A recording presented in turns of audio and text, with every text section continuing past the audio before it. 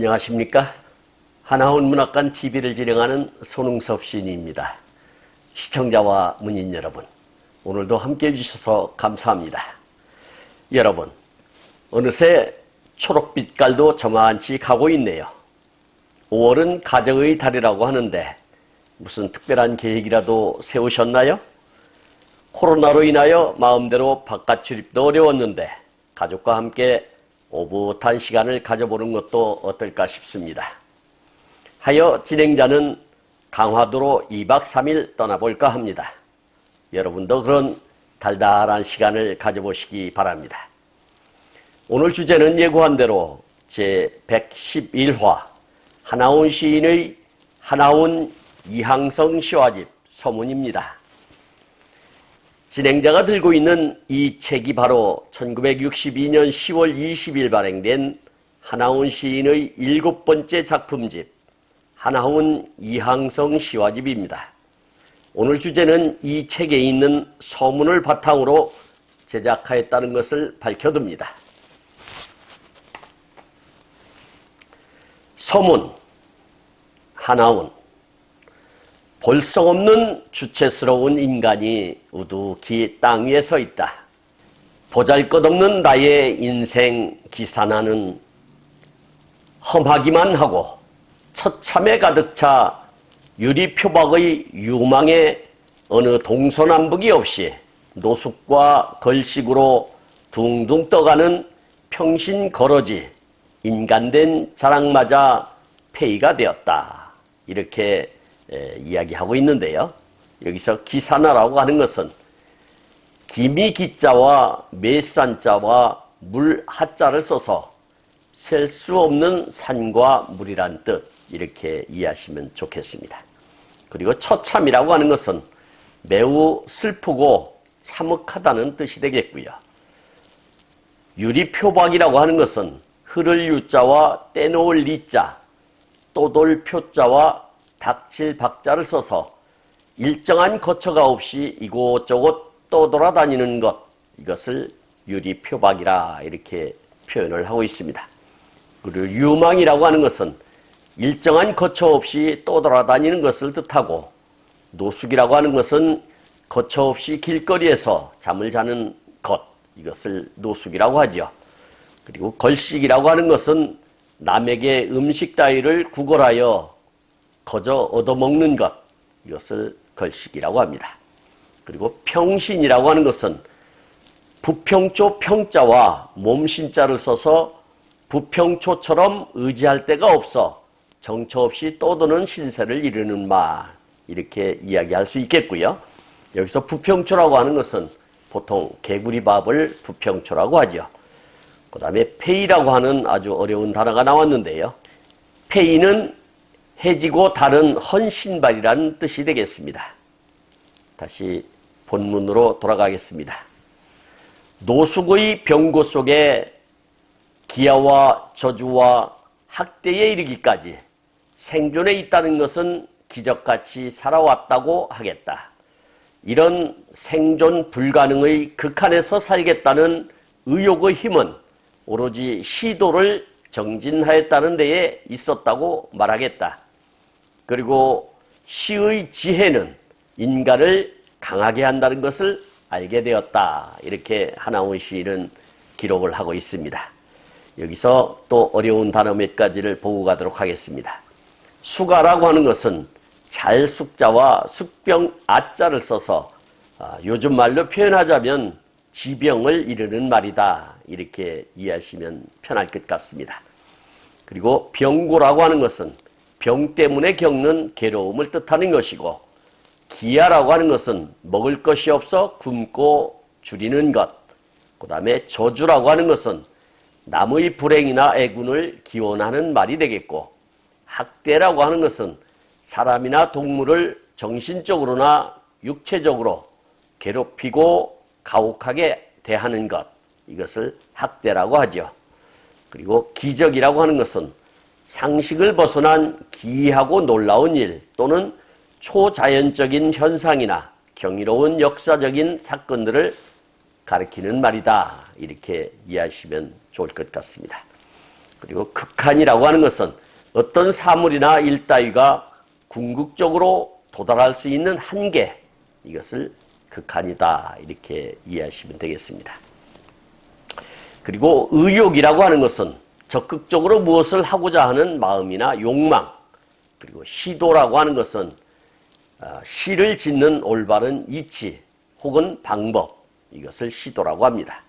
그리고 정진이라고 하는 것은 정성을 다하여 노력해 나아감을 뜻하는데, 정진은 불교 용어로 육바라밀 가운데 네 번째 수행 덕목으로 순일하고 물들지 않은 마음으로 항상 부지런히 도를 닦을 것을 권하는 불교 수행법을 말하며, 불교에서는 해태와 방일하는 태도를 악법으로 생각하고 있으므로 이와 같은 해태심과 방일심을 없애 능히 무량한 선법을 일으키고 증장하게 하는 것을 정진이라 하였다 이렇게 이야기를 하고 있습니다. 이 정진이라고 하는 것은 무조건의 노력이 아니라 정진의 대상이 선이냐 악이냐의 가치를 충분히 생각하고 진리적 가치관을 확립하여 선법을 부단히 실천하는 것을 뜻한다 하겠습니다. 다시 본문으로 돌아가겠습니다. 절망과 자학과 저주에 참을 길 없는 울음이 구천에 사무칠 나위 없는 처절한 생명의 노래를 부르며 눈물을 뿌리며 메마른 황토길을 걸어가며 나의 영혼의 영가를 불렀다. 나는 시를 읊지 않고는 살 수가 없었다. 이 영가는 언젠가 나를 저주하고 학대하는 성한 사람들 앞에 서게 하였다. 꼭 서보리라 그리고 살아보리라 하던 염원이 볼성없고 주체스러운 대로 우두히 서 있는 것이다. 그러나 내가 서 있는 땅은 언제나 위협이 다가서 있다. 이렇게 기록을 하고 있습니다. 여기서 또 어려운 단어 몇 가지를 보고 가도록 하겠습니다. 절망이라고 하는 것은 희망이 없어져 체념하고 포기한 것, 그리고 자학이라고 하는 것은 자신을 스스로 학대하는 것, 또 구천이라고 하는 것은 고대 중국에서 하늘을 9방위로 나누어 이르던 말인데, 온 하늘을 이루는 말로서 대지를 중심으로 월천, 수성천, 금성천, 일륜천, 화성천, 목성천, 토성천, 항성천, 종동천을 이룬다 이렇게 이해하시면 되겠습니다. 그리고 처절이라고 하는 것은 더할 수 없이 처참함을 이루는 말이고, 영혼이라고 하는 것은 육체 속에 깃들어 생명을 부여하고 마음을 움직인다고 여겨지는 무형의 실체를 뜻하는데, 살아있는 사람의 육신에 깃들어 생명을 지탱해 준다고 믿는 기운을 가리키는 종교 용어라 할 수 있겠습니다. 그리고 영가라고 하는 것은 주로 노예로 끌려온 미국의 흑인들이 부르기 시작한 종교적, 민속적 성격의 가사로 이루어진 노래를 말하는데, 쉽게 영혼의 노래라고 할 수 있겠습니다. 그리고 염원이라고 하는 것은 마음속 깊이 생각하고 간절히 바라는 것, 이것을 염원이라 할 수 있겠습니다. 다시 본문으로 돌아가겠습니다. 이제 나병도 완치하고 사회에 복귀하여 사람들과 동화하려고 하나 동화작용이 되지 않고 아직도 옛날의 고루한 오진의 제물로 되어 있다. 제1, 제2 시집을 발표하는 그간 그 후 절망의 심연에 빠져있는 나 환자를 구하는데 나의 전력을 다하여 인도적 열성을 다하느라고 시작의 촌여도 없어서 나의 문학에 많은 공백이 생겼다고 하겠다. 이렇게 기록하고 있습니다. 여기서 또 생소한 단어들을 보고 가도록 하겠습니다. 동화라고 하는 것은 본디 성질이나 성격이 다르던 것이 서로 같게 되는 것, 이것을 동화라고 하지요. 고루라고 하는 것은 고루하다라고 할 때 쓰는 고루가 되겠는데요. 고루는 낡은 사상이나 풍습에 젖어 고집이 세고 새로운 것을 잘 받아들이지 않는 데가 있다는 뜻이 되겠습니다. 그리고 오진이라고 하는 것은 병을 잘못 진단하는 것, 그리고 제물이라고 하는 것은 제사에 쓰는 여러 가지 음식을 말하나 여기서는 희생양이라는 것이 옳은 표현이 될 것 같습니다. 그리고 시면이라고 하는 것은 빠져나오기 어려운 곤욕이나 상황을 비유적으로 이르는 말이 되겠고요. 열성이라고 하는 것은 열렬한 정성을 이야기하는 것인데 이 열성이라는 단어는 우리 북한 쪽에서 많이 쓰는 단어가 아닌가 이렇게 싶습니다. 열성당원 이렇게 또 북한 정권에 대해서 열렬히 지지하는 그러한 것을 열성이라고 하죠. 그리고 촌여라고 하는 것은 마디촌자와 나물 여자를 써서 속된 말로 눈꼽만큼도 없다는 뜻 이렇게 이해하시면 좋을 것 같습니다. 그러니까 우리가 흔히는 촌각의 이렇게 표시를 하는데 촌각의 여유도 없다 이럴 때 이제 옛날에는 촌여라고 하는 그런 단어를 썼던 것 같습니다. 다시 본문으로 돌아가겠습니다. 이제부터는 어제날까지의 인간 폐업에서 오늘의 인간 개업의 벅찬 생명을 연소시켜 보려고 한다. 그리고 문학에도 충실해 보려고 다짐도 해본다. 이번 세계적 판화작가 이항성 선생님의 후위로 졸시 제1, 제2 시집에다 선생님의 명판화를 붙여 시화집을 내게 된 것을 영광으로 생각하며 감사를 드리는 바이다. 1962년 9월 8일 서울 명동에서 이렇게 서문을 마감 짓고 있습니다. 여기 또 어려운 단어 몇 가지를 살펴보도록 하겠습니다. 인간 폐업이라고 하는 것은 인간의 영업을 그만둔다는 뜻이지만 다시 말해서 문둥이라서 사람 대접을 못 받았다는 뜻이 되겠고요. 그리고 인간 개업이라고 하는 것은 천영의 벌을 다 받고 다시 사회에 복귀하여 새로운 삶을 개시한다는 뜻이 되겠습니다. 그리고 연소라고 하는 것은 물질이 산소와 화합할 때 많은 양의 빛과 열을 낸다는 뜻이나 여기서는 새로운 삶을 활활 열성적으로 불태워 보겠다는 뜻이 되겠습니다. 그리고 이항성 판화가에 대해서 소상하게 알아보도록 하겠습니다. 이항성 화백은 1919년 탄생하여 1997년 타계하셨습니다. 본명은 규성이고 전라북도 익산의 용안에서 출생하여 충청남도 강경의 애가에서 성장하였다고 합니다. 1938년에 서울로 올라와 동양극장 중심의 무대미술 일을 하기 전에 대전의 양화가 권중록에게 그림 지도를 받았다고 하네요. 다른 한편으로는 본래의 뜻이었던 화가 생활도 병행, 현대적 판화 작업으로 두각을 나타내셨다고 합니다. 6.25 전쟁 시기인 1951년 첫 다색 석판화 개인전에 이어 1958년에 두 번째 판화 개인전을 가짐과 함께 유광열, 정규, 최영림, 김정자, 이상욱 등과 최초의 한국 판화협회 결성을 주도하였고 회장이 되어 첫 회원 작품전도 꾸몄다고 합니다.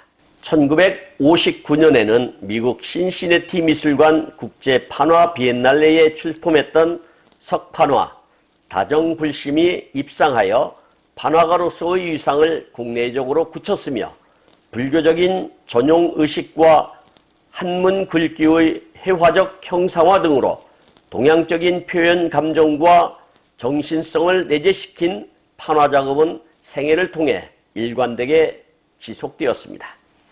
만년에는 목판화와 실크 스크린 기법을 즐기며 염, 정, 사, 심 등으로 명제한 심정적인 연작을 남겼습니다. 판화가로서의 다채롭고 뚜렷한 작품 업적은 1950년대부터 유화 및 혼합 재료의 캔버스 작업과 병행되었습니다. 후자의 화면 창조는 초기의 추상 표현주의 지향을 거쳐 1970년에 파리에서 국제적으로 활동한 이후에도 독특한 방법으로 동양적 형상성과 신비감의 상상력을 발휘하였다고 합니다. 곧 캔버스에 여러 성질의 한지를 자유롭게 붙여 그 자체로 조형적 요소가 되게 하고 그 위에 먹물, 유화물감, 동양화물감, 염색물감 등을 적절히 이용하여 색상을 조화시킨 순수한 추상 화면 창출이었습니다. 그러한 작품들로 파리와 쾰른, 프랑크푸르트, 밀라노를 비롯한 유럽 주요 도시와 미국의 뉴욕, 샌프란시스코, 그리고 일본 동경 등지의 유명 화廊과 미술관에서 초대 개인전을 잇따라 가지며 열정적으로 국제적 활동을 보임으로써 많은 찬사를 받았다고 합니다. 1980년도에는 특히 국제사회의 여러 비극적 대형 사건을 주제 삼아 평화의 염원을 담은 대작을 연작하여 주목을 받았고 1992년 한국 유엔 가입 1주년 때에 유엔 산하 유니세프 본부에 기증한 평화 명상 기념은 1980년대의 한국 민간항공기 칼의 공중폭파 사건의 비극을 애도한 평화 염원의 대표적 역작이라고 할 수 있겠습니다. 그리고 1996년에는 프랑스 리옹시 초대로 마지막 개인전을 가졌다고 합니다. 대단한 발자취를 남길 것 같습니다. 후의라고 하는 것은 남에게 넉넉하게 인정을 베푸는 마음, 그리고 졸시라고 하는 것은 졸할 졸자와 시자를 써서 자기의 시를 남에게 소개할 때 겸손의 뜻으로 낮추어 부르는 말, 이렇게 이해하시면 될 것 같습니다. 지금까지 함께 하신 시청자와 문인 여러분 감사합니다. 제가 하나원 문학관 TV를 방송하는 이유는 고난과 역경을 딛고 문학의 꽃을 피우신 하나원 시인을 널리 알리기 위해서입니다. 여러분의 주변이나 하나원 시인에 관심 있으신 분께서는 인터넷 포털 다음의 카페에서 하나원 문학관을 검색하여 가입하시면 그 하나원 시인에 대한 다양한 자료를 접할 수 있으며 많은 시인과 문학활동을 함께 할 수 있습니다. 그리고 유튜브에서 하나원 문학관 TV를 검색하시면 하나원 시인의 진면목을 발견하실 수 있습니다. 다음 제112화는 1962년 10월 20일 발행된 시인지 33페이지에 수록된 춘화라는 시를 소개하도록 하겠습니다. 그리고 광고 말씀드리겠습니다. 하나원 문학관에서는 화면의 사진과 같이 문인의 등용문인 파랑새라는 문학지를 발간하고 있습니다. 화면에 있는 안내에 따라 기고해 주시기 바랍니다. 제가 제공하는 방송을 보시고 도움이 되셨다면 구독과 좋아요를 누르는 것도 의미 있는 일입니다. 구독은 무료이며 딱 한 번만 누르시면 됩니다. 구독은 진행자에게는 독자로부터 인정을 받는 증표이며 보람을 느끼게 하는 청량제라 하겠습니다. 보다 더 알찬 내용으로 찾아뵙겠습니다. 감사합니다. 진행의 손흥섭이었습니다.